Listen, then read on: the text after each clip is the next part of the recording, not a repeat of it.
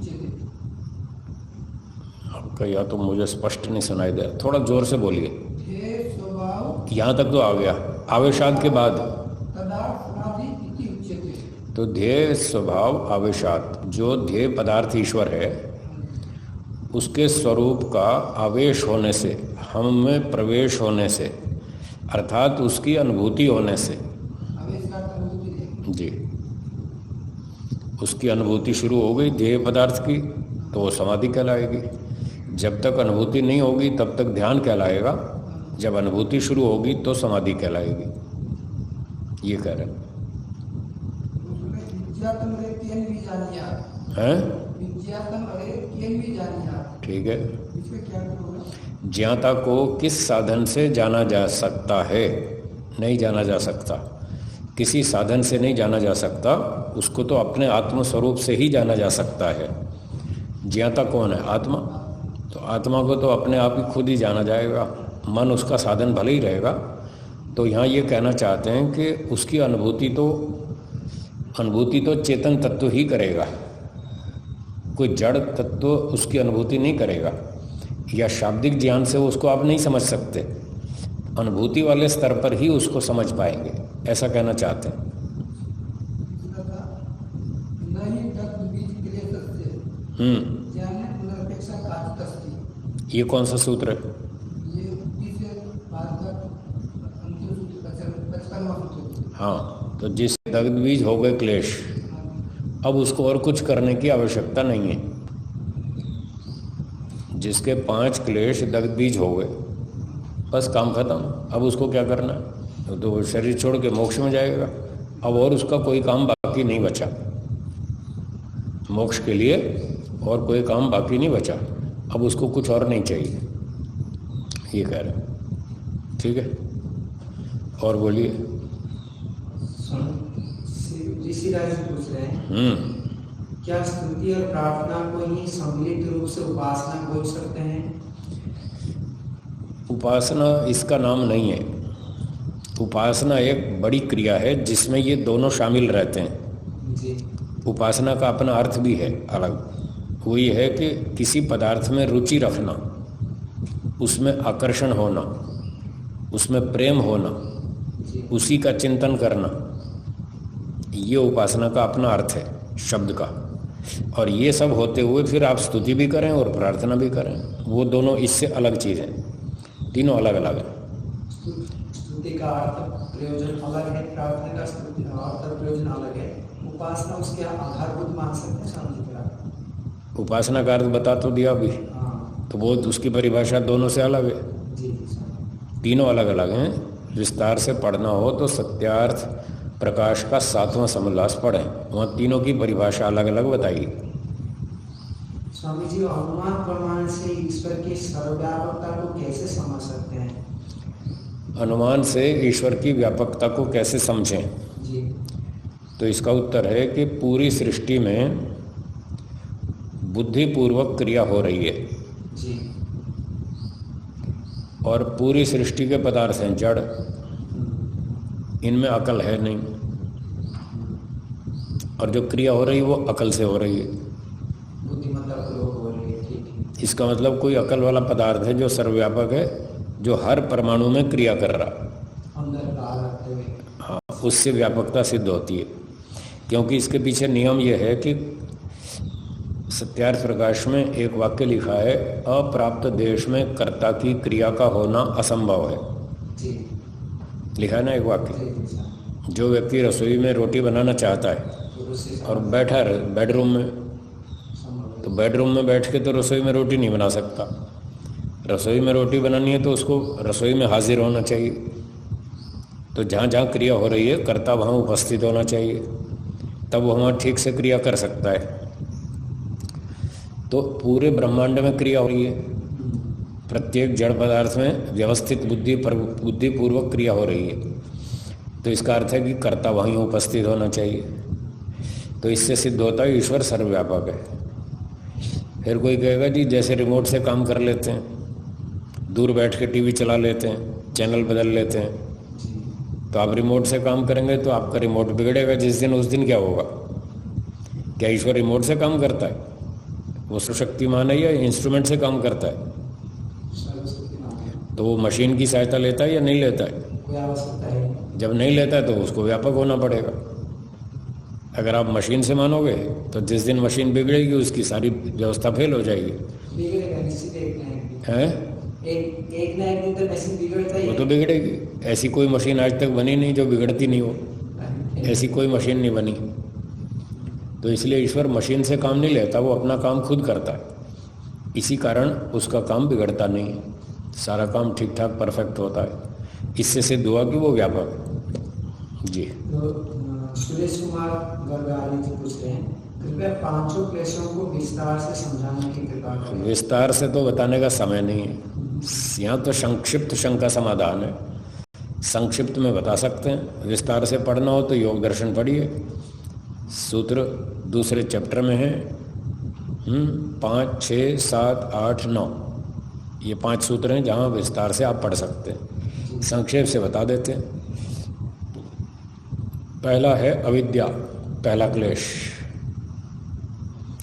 अविद्या की परिभाषा है वस्तु कुछ और है और हम जानते उसको समझते कुछ और हैं, गलत समझते हैं। जैसे रस्सी को सांप समझना, ये अविद्या है। अच्छे को बुरा समझना, बुरे को अच्छा समझना, नित्य को अनित्य समझना, अनित्य को नित्य समझना, सुख को दुख समझना, दुख को सुख समझना, जड़ को चेतन समझना, चेतन को जड़ समझना, गलत समझना, उल्टा समझना अविद्या है। ठीक है। फिर है अस्मिता। अस्मिता का अर्थ है बुद्धि जड़ वस्तु है वो अलग है, आत्मा चेतन वस्तु है वो बुद्धि से अलग चीज़ है। तो बुद्धि और आत्मा दो अलग अलग चीज़ें हैं। इन दो वस्तुओं को एक वस्तु मान लेना ये अस्मिता क्लेश। ठीक है। अब राग, तीसरा है राग।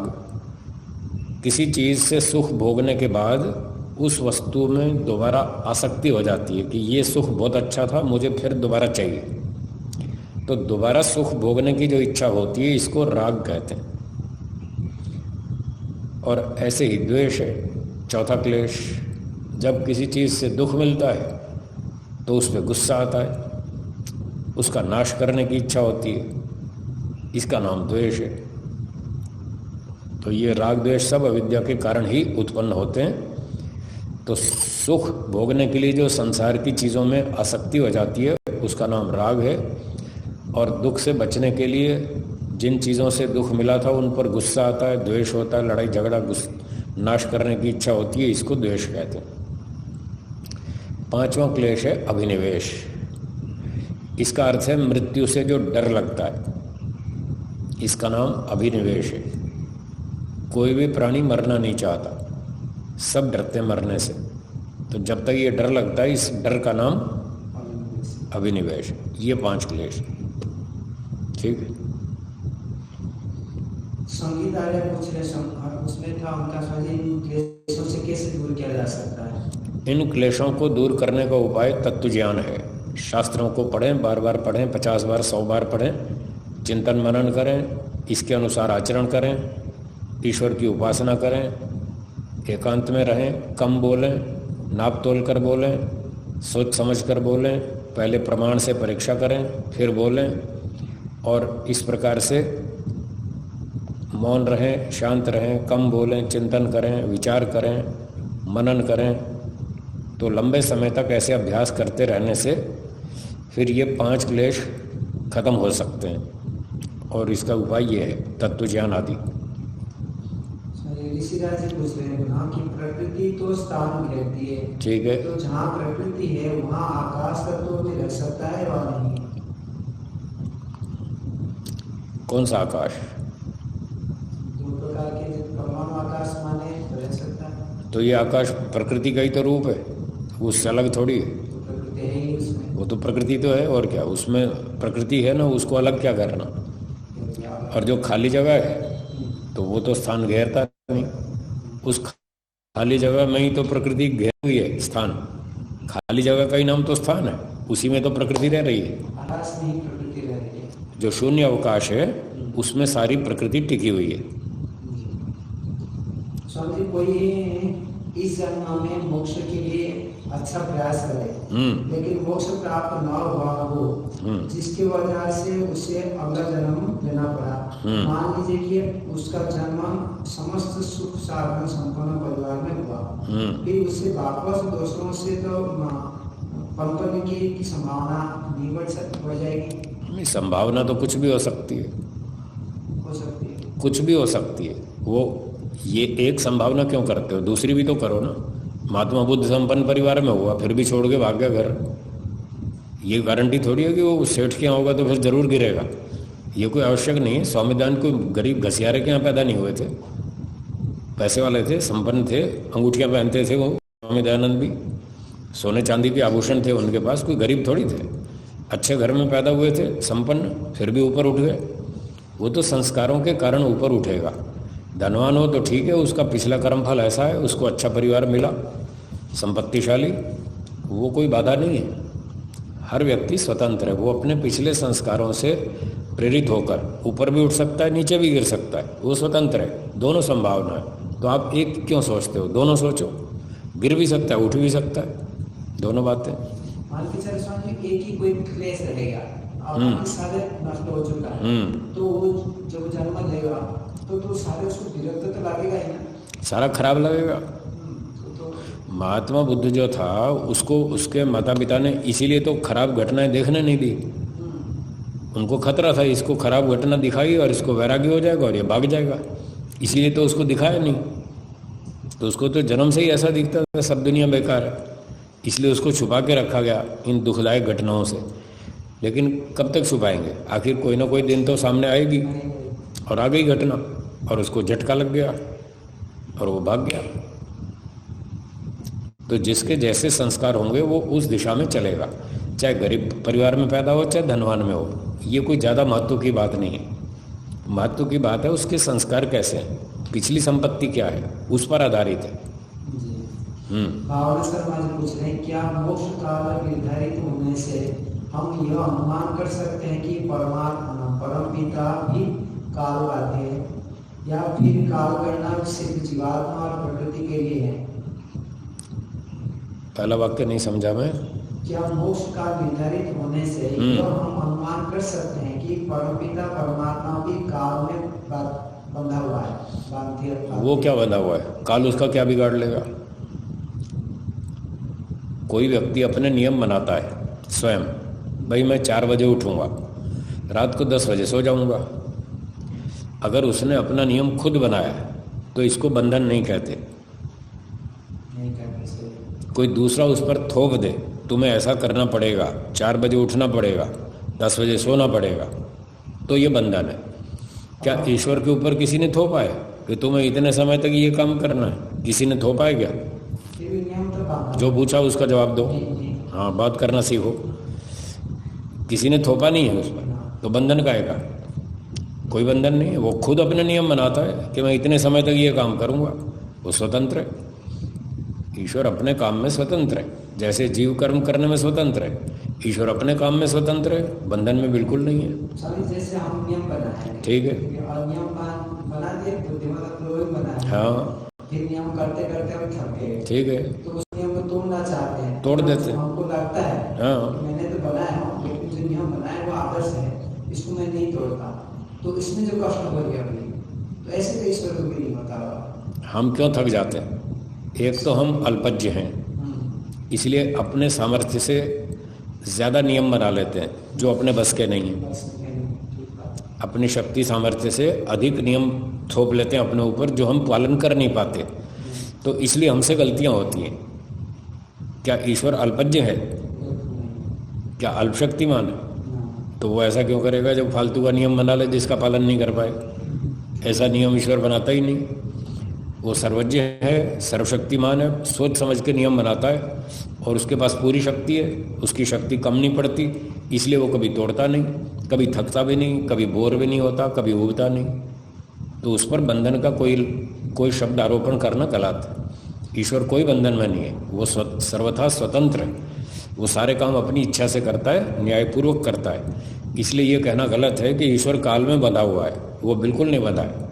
वो तो हमको बांध के रखता है, हम पर थोपता है कि तुम्हें ये इतना टाइम तक ऐसे करना पड़ेगा, हम बंधन में, वो नहीं है।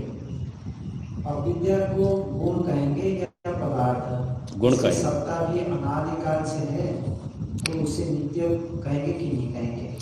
अविद्या गुण है, पदार्थ नहीं है, ठीक है।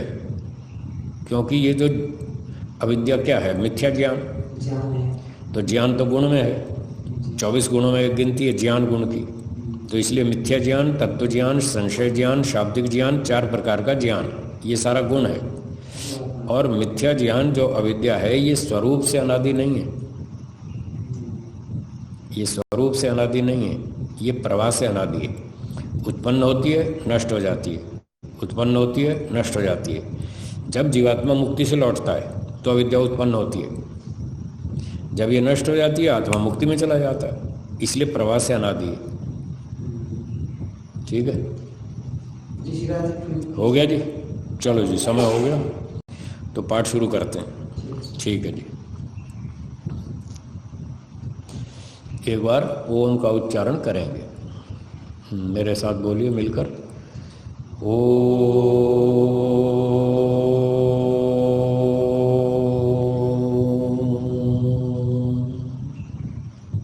कहाँ तक हो गया पाठ?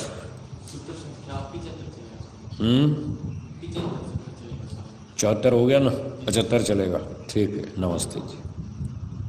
75वां सूत्र चलेगा, एक बार हाँ भूमिका पढ़ता हूँ। प्रकृति आद्य हेतुता प्रतिपाद्यते, पिछले सूत्र में कहा था प्रकृति आदि हेतु है, प्रथम कारण है, सर्वप्रथम मूल कारण है जगत का। ठीक है, परसों का पाठ याद है ना? प्रकृति सबसे मूल कारण है जिससे ये सारे महतत्व अहंकार आदि पदार्थ बने थे। हाँ 76 की होगी, ठीक है, 75 पढ़ते हैं। हाँ वो छूट गया एक सूत्र, अब ध्यान आ गया। चलिए 75वां सूत्र बोलिए।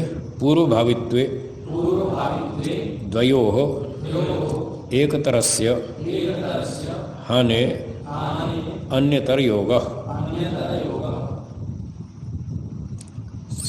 भाष्यम। द्वयोः पूर्व भावित्वे, प्रकृति पुरुषयोः, दो चीजें प्रकृति और पुरुष, इन दोनों के पूर्व भावित्वे अखिल कार्यात पूर्व सत्वावत्वे सति। अखिल का अर्थ है संपूर्ण, टोटल। कार्य मतलब जगत जो उत्पन्न हुआ है, महतत्व से पंचमहाभूत तक सारा जगत, जो भी कार्य वस्तुएं हैं, इन दोनों से पूर्व सत्तावत्वे सति। ये प्रकृति पुरुष इनसे पहले विद्यमान थे, प्रलय में भी ये विद्यमान थे, प्रकृति भी पुरुष भी, जबकि कार्य वस्तु कुछ भी पैदा नहीं हुई थी। तो प्रकृति पुरुष में तीन चीजें आ गई, ईश्वर, आत्मा, प्रकृति। ठीक है, तो प्रकृति और पुरुष संपूर्ण जगत से पूर्व सत्ता वाले थे, फिर भी एक तरह से एक चिद आद्य हेतुता हानि प्राथमिक कारणत्व असिद्ध। तो हम तीन पदार्थों में ये सोचने लगे भाई मूल उपादान मटेरियल कॉज कौन हो सकता है, बेसिक रॉ मटेरियल कौन हो सकता है, तीनों पर विचार करेंगे। ठीक है, प्रकृति भी, जीवात्मा भी और ईश्वर भी, तीनों पर विचार करते हैं। तो क्या ईश्वर जगत का उपादान कारण हो सकता है? नहीं हो सकता। क्यों? चेतन होने से, चेतन वस्तु उपादान नहीं होती। अच्छा, जीवात्मा भी चेतन है, क्या वो उपादान हो सकता है? वो भी नहीं हो सकता, वो भी चेतन है। तो अब हम सांख्य की भाषा में प्रकृति पुरुष दो शब्द बोलूंगा, मैं तीन नहीं बोलूंगा, दो बोलूंगा। तो पुरुष, जीव और ईश्वर ये उपादान नहीं हो सकते क्योंकि चेतन पदार्थ है। चेतन वस्तु किसी भी पदार्थ का उपादान नहीं होती। अब देखिए, तो एक तरस्य अर्थात एकस्य चित् आद्य हेतुता हानि, दो में से एक का आद्य हेतुता खंडित हो जाने पर, फेल हो जाने पर, पुरुष आदि हेतु नहीं हो सकता, प्रथम कारण नहीं हो सकता, प्राथमिक कारणत्व असिद्ध, उसका मूल उपादानत्व असिद्ध हो गया, तो दो में से एक तो उपादान बन नहीं पाया, तो क्या कहते हैं फिर अन्यतर योग। तद भिन्नस्य आद्य हेतुता योग प्राथमिक कारणत्व योगो विज्ञेय। तो उससे भिन्न जो दूसरी वस्तु बची, वो क्या बची? प्रकृति। तो प्रकृति को आद्य हेतु मानो, प्रथम कारण मानो, बेसिक रॉ मटेरियल मानो प्रकृति को, वही सिद्ध होती है।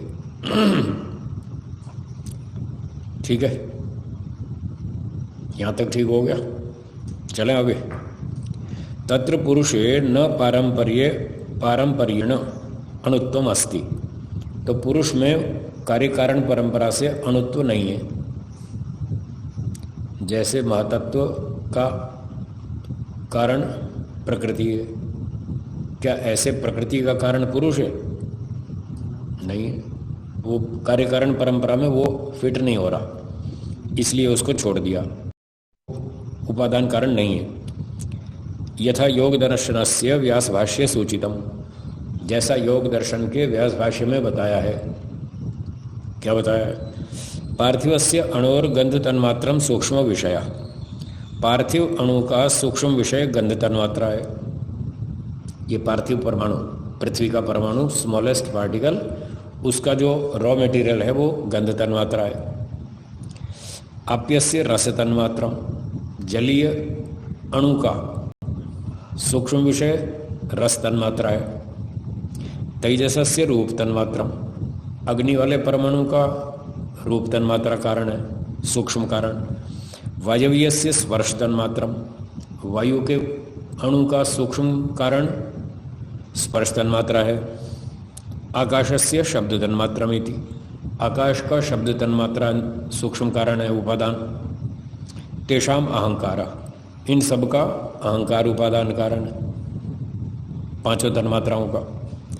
अस्यापि लिंगमात्रम सूक्ष्म विषय, अहंकार का भी सूक्ष्म विषय लिंगमात्र है, महत्तत्व।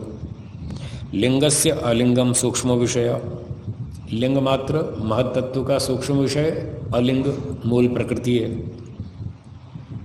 न च अलिंगात परम सूक्ष्मम अस्ति, अब प्रकृति से आगे और सूक्ष्म उपादान कारण नहीं है, तो उसने भी लास्ट में अंतिम प्रकृति को ही बताया। नमस्ते। अंतिम उपादान कारण प्रकृति ही है। यथा लिंगात परम अलिंगस्य सूक्ष्म्यम, जिस तरह से उपादान कारण के तौर पर लिंग से अधिक सूक्ष्मता अलिंग की है, मूल प्रकृति की है। न च एवं पुरुषस्य, पुरुष की उपादान कारण के रूप में प्रकृति से अधिक सूक्ष्मता नहीं है, उपादान के रूप में नहीं है। वैसे तो है सूक्ष्म, और उपादान के रूप में वो उसका मटेरियल कॉज नहीं है प्रकृति का। ठीक है। किंतु लिंगस्य अन्वयी कारणम पुरुषो न भवति, अर्थात लिंग का उपादान कारण, अन्वयी कारण, उपादान कारण पुरुष नहीं होता। अतः प्रधाने सूक्ष्मम निरतिशयम व्याख्यातम, इसलिए जो कारण कार्य परंपरा में सबसे अधिक सूक्ष्मता है वो प्रकृति में बताई गई है। जो स्मॉलेस्ट पार्टिकल है वो प्रकृति है। तस्माद अखिल कार्य जाते प्रकृते आद्य हेतुता प्राथमिक कारणता इति गतम, गतम मतलब सिद्धम। इसलिए यह सिद्ध हुआ कि संपूर्ण कार्य जगत में प्रकृति का ही प्रथम कारणता है, प्रकृति ही आदि मूल प्रथम कारण है, सबसे सूक्ष्म तत्व प्रकृति है। तो ये दो सूत्रों से सिद्ध किया 74-75 से कि प्रकृति ही स्मॉलेस्ट पार्टिकल्स हैं, सबसे छोटा सूक्ष्म तत्व प्रकृति है। ठीक है। सूत्रार्थ लिखिए। हाँ, आद्य माने पहला, आदि आरंभिक, आद्यम आदौ भव आद्यम, जो सबसे पहला, फर्स्ट। ठीक है जी। है सूत्र पंक्ति देखिए। द्वयोः पूर्व भावित्वे, सृष्टि उत्पत्ति से पहले दो वस्तुएं थी। दो वस्तुओं के सृष्टि उत्पत्ति से पूर्व विद्यमान होने पर एक तरह से हानि, दो में से एक तो उपादान कारण सिद्ध नहीं हुआ, फेल हो गया पुरुष। अन्यतर योग, जो बच गया बस उसी को समझ लो कि वही आदि कारण है, वो है प्रकृति। ठीक है, अब लिखिए सूत्रार्थ। सृष्टि उत्पत्ति से पहले, सृष्टि उत्पत्ति से पहले दो वस्तुएं थी, प्रकृति और पुरुष।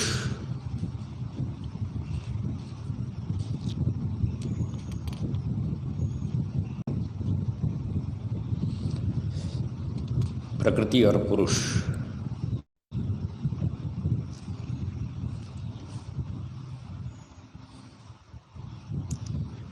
सृष्टि का उपादान कारण, सृष्टि का उपादान कारण इन दोनों में से, इन दोनों में से किसको माना जाए?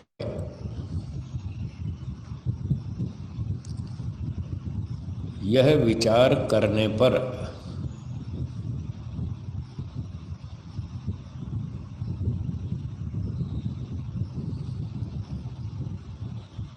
पुरुष तो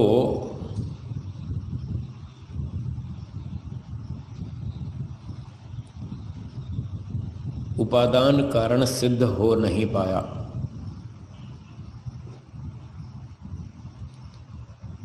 पुरुष तो उपादान कारण सिद्ध हो नहीं पाया चेतन होने से।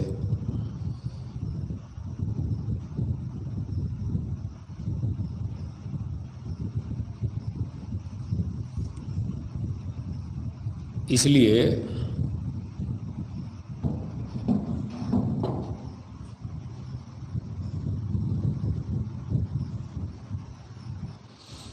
जो दूसरा पदार्थ बचा, प्रकृति, जो दूसरा पदार्थ बचा, प्रकृति, उसी को सृष्टि का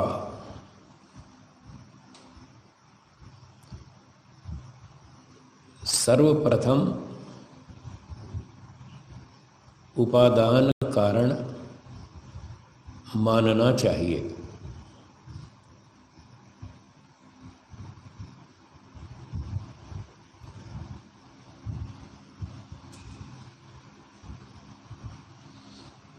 ठीक है, हो गया।